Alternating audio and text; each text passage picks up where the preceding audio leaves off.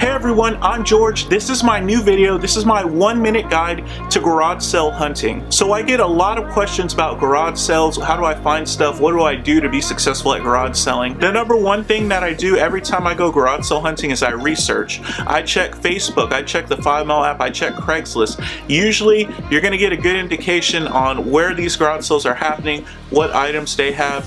All you have to do is just look it up. So the first thing I do is research.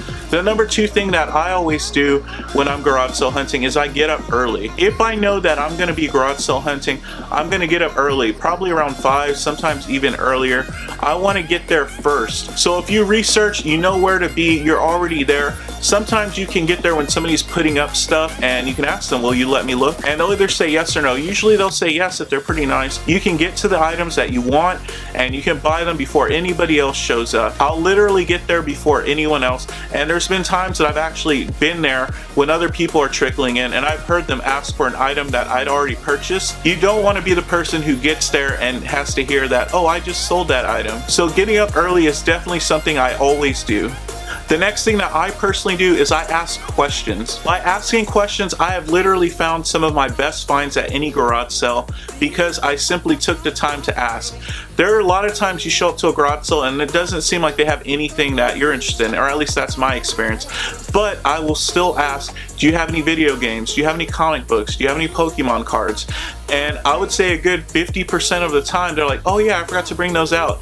And they'll go back inside and they'll go bring them out. And because they may not be sure exactly how much they want to sell them for, there's a good chance that you can get a really good deal on those items because it was kind of a last minute thing and they're just kind of glad that you're interested in it and they want to get rid of it. So ask questions. And it has literally led to my best finds at garage sales. One example of that find is I was at a garage sale. They didn't have anything I was looking for, but I took the time to ask the seller, and the seller mentioned that her neighbor was trying to sell some stuff. So she talked to her neighbor. Her neighbor ended up selling me 15 boxes, long boxes of comic books for about $100. That's probably my best find at a garage sale. And that actually happened all because I took the time to ask a question. The fourth thing that I do a lot at garage sales is I haggle. If there's something there that I'm interested in and if it's priced a little bit more than I want to pay for it, I'll ask them, will you take this instead? And I don't lowball, I literally make a reasonable offer. For instance, if it's $5, I'll ask them if they'll take 3. If it's $2, I'll ask them if they'll take 1. This is what I mean by haggling. For me, this works about 90% of the time, and it's a great way to save some money and still get the items that you really want at a cheaper price.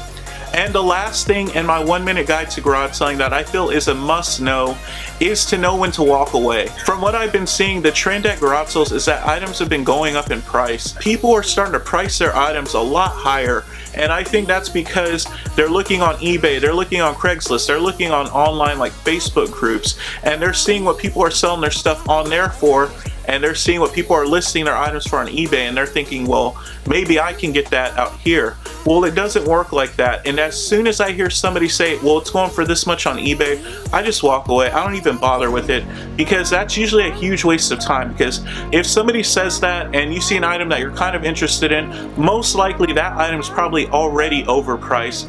Even if they were to come down some, it would probably still be a lot more than you'd want to pay for that item. And so for me, I just walk away and it saves me time and I can move on to the next sale. I don't waste time even bothering to haggle with these people because most likely they're going to stick to that and they want to leave it there. Now, unless you desperately want this item and you're willing to pay for it, then that's something that you want to do. But in my experience, I'm really good about finding stuff at the price that I want.